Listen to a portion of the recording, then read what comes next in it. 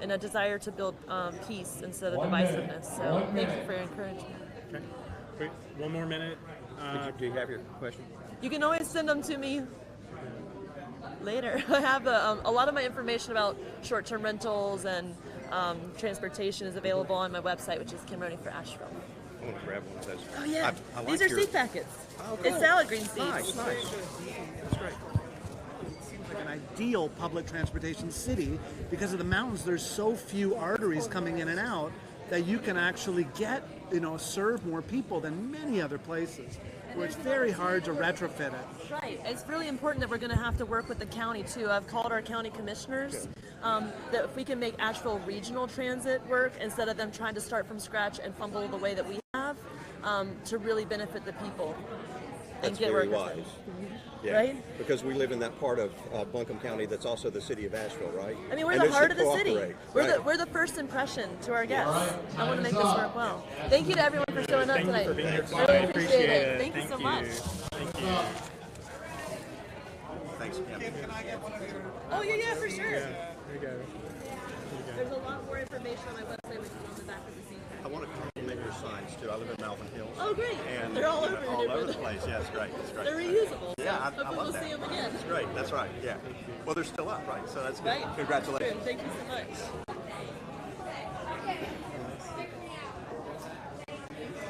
So we're waiting for our final candidate here. Yeah. So I'm trying to think who we've got left. I believe. Oh, okay. Oh, thank you. I guess I'm not. Yeah. Oh, Rich, winning good. this. Yes. I'm not winning this. Rich Lee. Rich Lee. Thank you. Okay. Rich Lee is coming up. Very thoughtful question. Yes, I am impressed.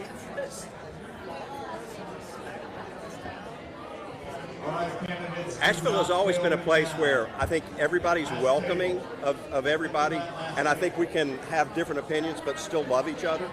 I think that's an okay thing. We're missing it nationally. I'm Brian from the Education Association. How are you doing? Rich Lee, hey. Michael Green. Hey. Nice to see you, Rich. Good to see you. Rich Lee, hey. Nice to meet you. Glad you ran Hi. again because you nearly made it last time. I know. So, Well, yeah, be so prepared I to be hope you do it this surprised. I've time. got a couple of secrets in my pocket. Good. Good. Where in Hawk Creek do you live? I live on the corner of Trinity Chapel and New Hawk Creek, right inside the school, so okay. just down the hill from the school. Yeah, My daughter's All right. son-in-law just bought a house over in Happy Valley. it's a great place to live. Okay, so we have this question for you. Sure. Okay, what do you believe is downtown's greatest challenge, and how would you address it? So I think the greatest challenge that I see actually I manage a business downtown on the edges of downtown on Ashland, and the walking, sort of getting around infrastructure is really feeling a lot of strain in downtown as far as I'm concerned. There are sidewalks that are literally falling apart down here, and coming to it from the perspective of a transportation commission member, somebody that works a lot on different walking and biking and driving issues in the city. That's one of the big deficits I see. I think we have an opening right now because the Tourism Development Authority has essentially agreed to a multi-year, multi-million-dollar funding stream just for downtown, just for sidewalks and lighting and kind of infrastructure improvements that they say they could legally do under the state law that controls how they spend money. City hasn't put in the application yet. There's a couple good reasons and bad reasons for that, but I would want to make it one of my first priorities right out of the gates to get that funding applied for and starting to work here. So the city has a match requirement, or the TDA, I'm sorry, it has a match requirement for grants it gives. You're supposed to put up $1 for the dollar you get from them. That's not written into the law, so I would be asking them to waive it. We have a lot of capital projects going on now and a lot of money going different places. If they could, as a show of good faith, and I think they would, grant us that money for downtown sidewalks specifically, without us having to put up a big match, it would make it that much faster and easier for us to get access to it. It's also just a really difficult application, and our staff is stretched with river arts projects and bond projects going on throughout the city. So the sense I get is that's one of the other reasons why we haven't applied yet. Alrighty, questions from anyone else at the table here? There's a lot of discussion about short-term rentals, and people think that Airbnb or VRBO is a four-letter word, and yet the Airbnb has no property, but they are responsible for selling more rooms than Marriott. And things like Uber has no vehicles, but they get more people around than taxis. Facebook has no employees, but or no writers that are journalists, but they tend to be the largest information center in the world. So we have a different world that's connected online. I'd like to hear your thoughts on short-term rentals. Okay. Well, so my entree to city issues was as an organizer of my neighborhood when I lived over in West Asheville, and the arguments that I hear from neighborhoods that they're worried about whole streets turning over into this business model, whole neighborhoods hollowed out without real residents, that really does resonate with me, and I would extend that to downtown too.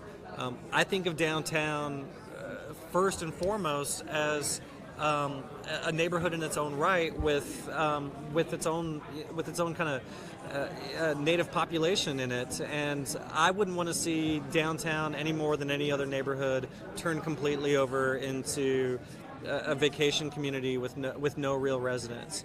I do think that people in the city should be able to participate in this tourist economy in ways that make sense. And you're absolutely right.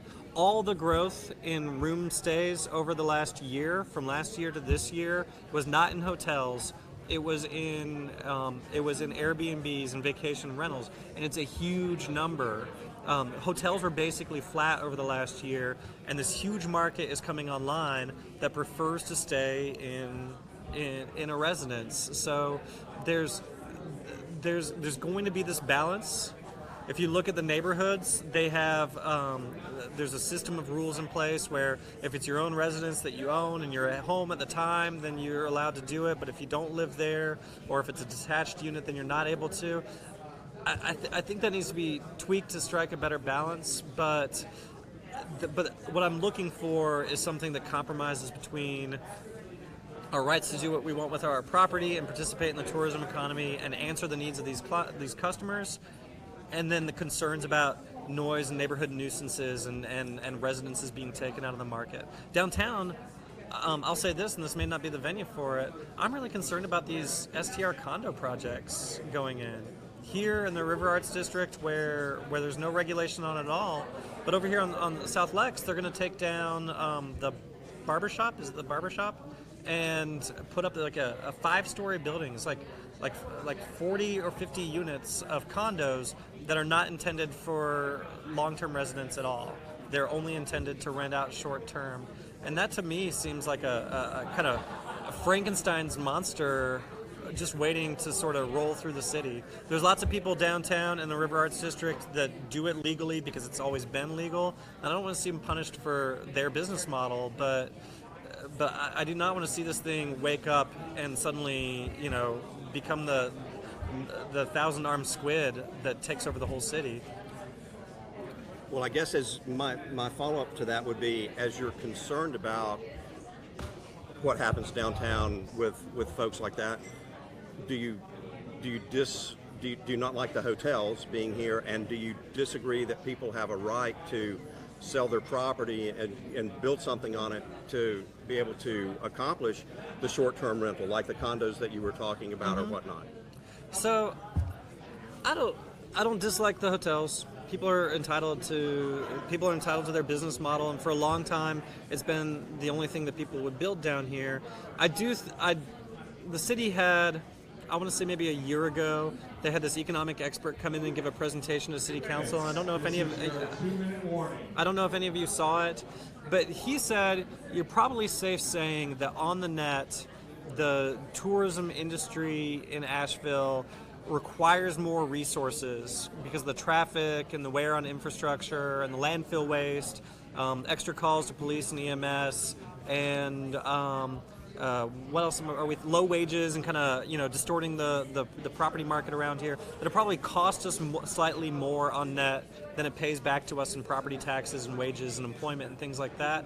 So I do think there's a good argument to look and say, is this industry, are our hotels paying us what they require from us as taxpayers? And I think on the balance, we're going to probably find that no, we come up a little short with them. Just their business model and their land use. So yeah. So the law sets where the hotel tax goes and how it's allocated out, but the very lowest hanging fruit is looking at the projects like the downtown infrastructure, the overlap tourist needs and local needs, and say, can we get them to start paying back in to things we need? If you try to walk downtown, depending on the night, it's hard to get around. Because of the tourism and everything. Can we get them to pay for the fixes that make it easier for locals to access downtown? Can we get them to pay into a parking garage or something like that makes it easier for somebody like me to get into downtown? Well, we have 10 million visitors a year to Asheville, growing at 10% a year. So next year we'll have 11 million. So we do have to have a place to put them all. Absolutely. Yeah. Facebook, we do have a quick question from a listener on live right now, and it pertains to what we were just speaking about. She asks, what about bike lanes in the Rad Walkway and to New Belgium?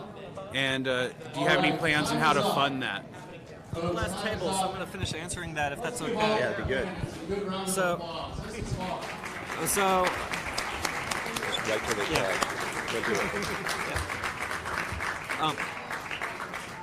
So I was really. As promised, we are offering the candidates a 2-minute wrap-up.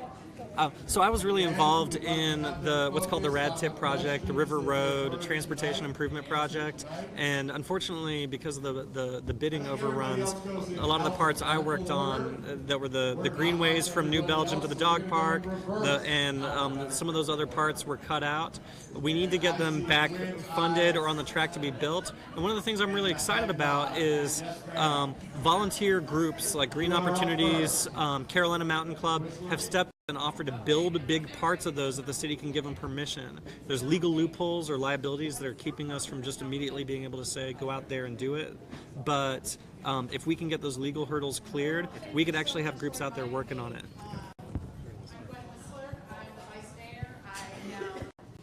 In the last, you can't hear me? Well then, I'm going to do this because I don't like it. How's that? Better? No? Okay, we're good. All right. So, thank you so much for inviting me. I really appreciate it. What I heard and what I believe is that downtown is the gem of our city. I think it's what brings tourists here, but it also brings our residents. I know when my husband and I decided to move to Asheville, one of the attractions was downtown. It's beautiful. We've got great architecture. But what I'm hearing is the same thing we're hearing all over the city, is the challenge is growth. And it's how do you balance that growth against limited resources, against people who don't want to see change. And so that is really what we're grappling with, not only in downtown, but across the city. And to be honest, since I've been on city council, it's been an issue that we continue to struggle with, and I've been working on it for 4 years. I hope to continue to work on this issue for the next 4 years. And what I hope that you will give me the chance to continue to work for you is these issues. I've challenged hotels, developers to invest wisely in the city, and if they want to come and use Asheville, we need something back from them. And I've been up on that. I've been part of city council that's overturned the rules and brought more oversight to council for these hotels and for big developers. I really do understand issues, and I have a track record of working with the communities and working with and listening to you. So I'm Gwen Whistler. I hope you vote for me. Thank you. Thank you, Gwen. Dee Williams is next. Thank you. I heard a lot of things that we sort of debated before that I'm glad to see everybody coming back around and sort of agreeing about, in that we do need to push the TDA for greater investment for infrastructure. I've always been able to ask for what I want and then negotiate and get not if all of it, but you do have to be willing to try, and you do have to come with a business proposition. I've also learned that there are countervailing interests as far as properties that are located in the downtown, equally compelling arguments pro and against that seem to have been worked out amicably and hopefully will continue to be. The other thing is that I know that we do not invest in maintenance and infrastructure for downtown. Talk about more parking, but there's also an issue here, a multimodal transportation system that we need to get on board with.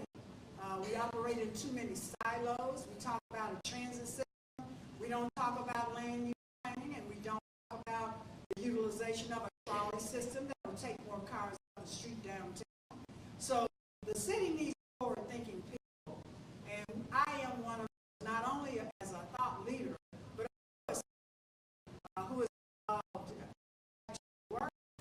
I'm one of the few candidates that's already involved in a community land trust in the city for permanent affordable housing over in Southside. Believe it or not, I've heard a lot of skepticism as far as asking the TA for greater investment. One of the things that I learned was I went to Mission Health and employ over 10,000 people here in Western North Carolina. I got them to pay a living wage and to remove the violence from nonviolent felons. I ask for your vote. I am competent, capable, and I look forward to serving you. Thank you. Shanika Smith.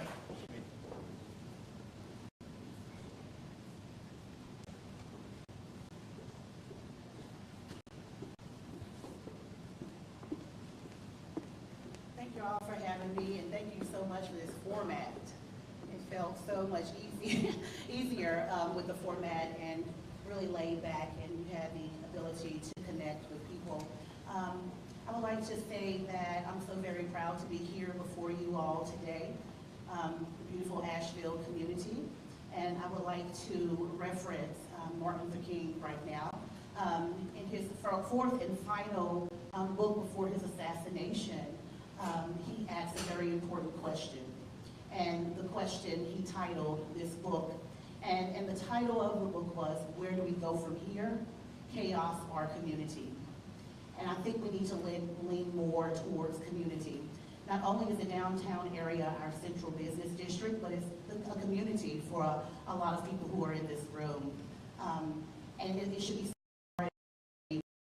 And that means that we have to grapple with keeping our unique historic identity in the midst of growth and development.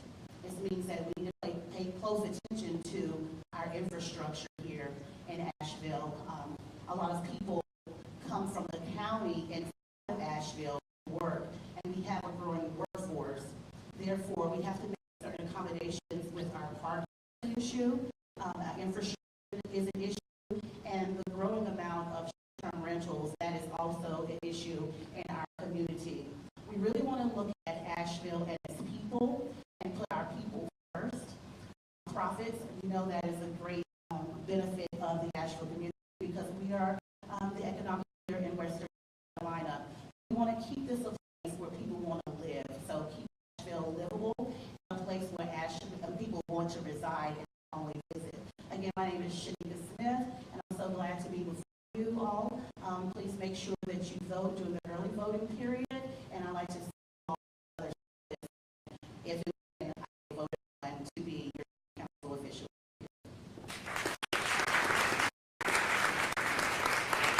Thank you. Kim.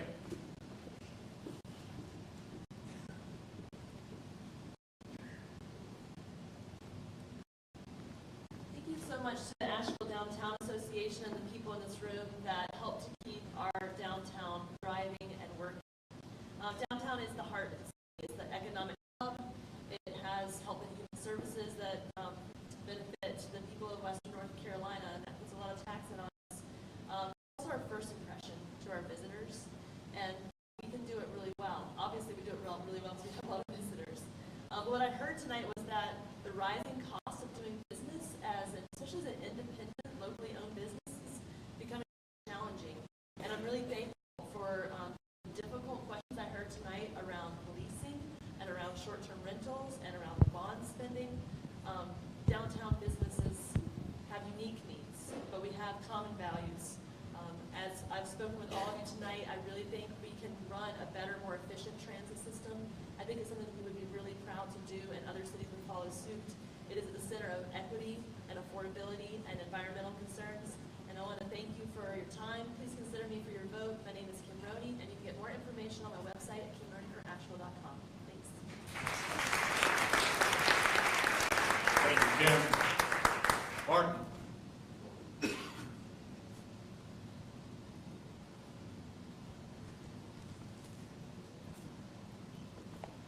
Thank you. Thank you. The opportunity to see on the platform to be refreshing, even though I also felt like when we were sitting in those circles, we had just started into some really important and systemic issues that face our city. And I hope that even if the individuals that I spoke with that were sitting at these tables, we don't see eye to eye in terms of our political ideology. I'm a socialist, and I've made no secret about that. Working person, that working people need to have a voice in government. I want to make the economic engine, which is downtown, and it is the factory, if you will, which has all these different pieces that generate an incredible amount of wealth for our community. I want to make sure that that economic activity is pushing power and opportunity down into our community rather than centralizing it into fewer hands. And I hope that as we were speaking about the powerful number of issues that surround our community, homelessness, policing, affordability, short-term rentals, to name a few, the rise in rents, both residential and commercial, a lot of these things are interconnected. And I hope that in the time that I had to share with you, I dispelled the myth about me as someone who is A, unapproachable, and B, has no idea what's going on in our town, and C, someone who only knows how to fight rather than speak on a human level with you. And I'd like to thank you for the opportunity to do that tonight. Vote Martin for me. Thank you. Thank you, Martin. Esther.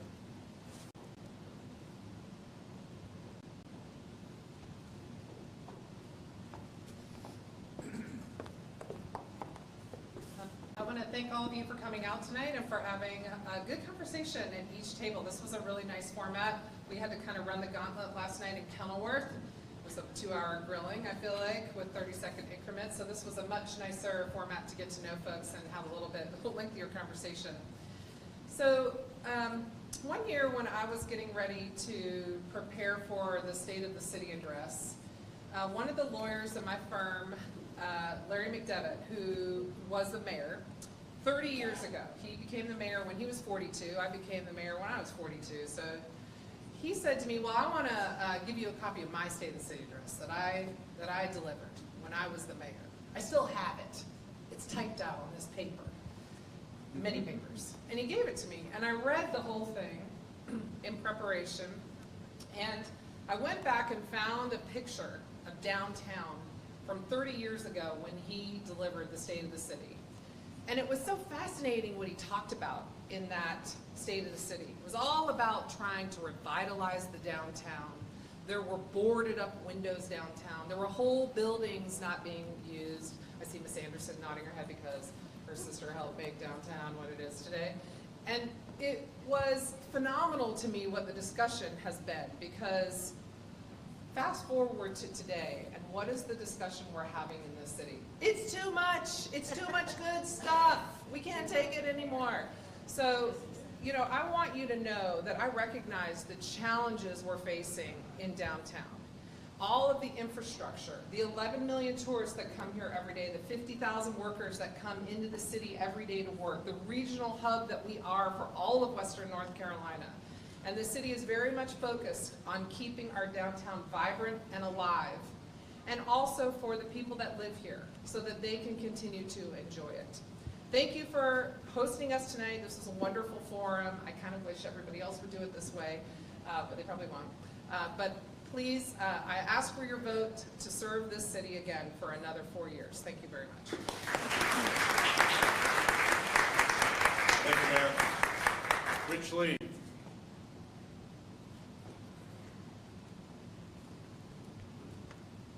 Thank you so much. Thank you everybody who came out, and thank you for all the really challenging and interesting conversations that we had around the tables. I was really gratified to hear that the people around these tables think of downtown first and foremost as a neighborhood.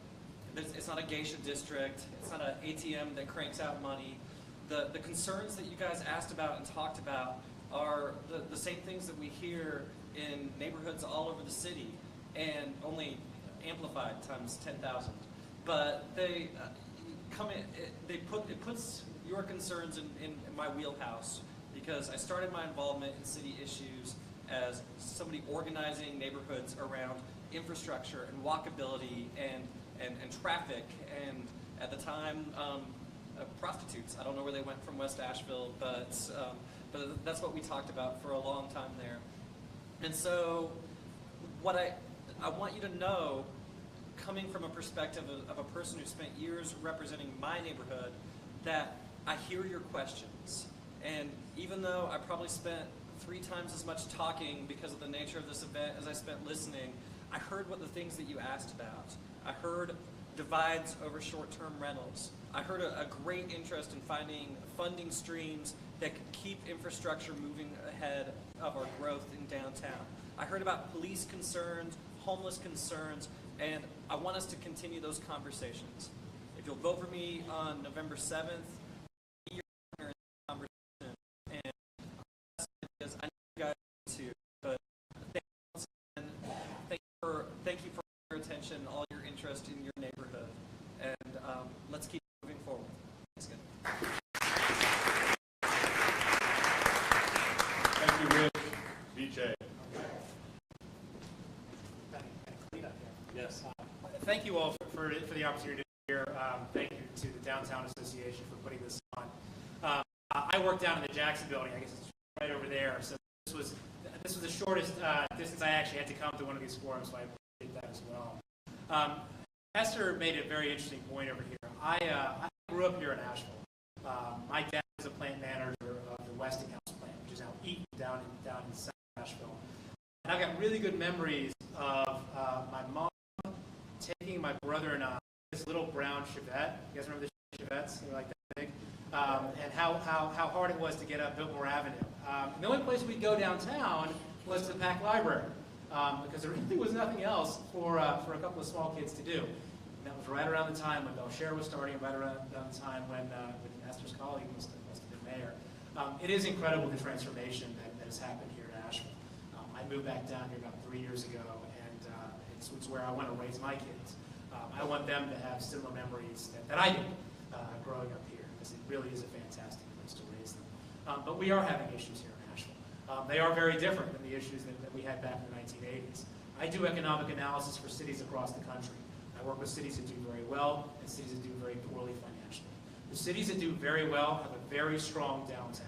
They have a diversified downtown. They have a downtown where folks live, where folks work, and more folks play. And that's key, in my view, to making sure that Asheville and Asheville's downtown and the region, frankly, stays vibrant. One of the planks in my platform is making sure that we diversify our local organizations. That's a key thing that tonight. We can't get out of that. We need to have a diversified downtown as well. I was eager to learn a lot of the ideas that you all have tonight. I learned quite a bit, and I'm happy to take those back. So I ask for your vote in this election. My name is PJ Kapoor. If you'd like to volunteer, my campaign manager is Pat Dett. She'd be happy to take you on there. And I've got buttons, too, that I'm getting rid of, so please take one of these as well. Thank you all. Take care. Thank you, BJ. This concludes our candidate forum. Thank you all very much for coming out tonight and listening to these candidates. And please remember, early voting. Thank you.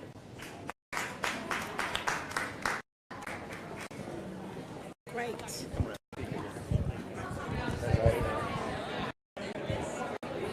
So it seems like we have similar sort of Mark Green. Tell me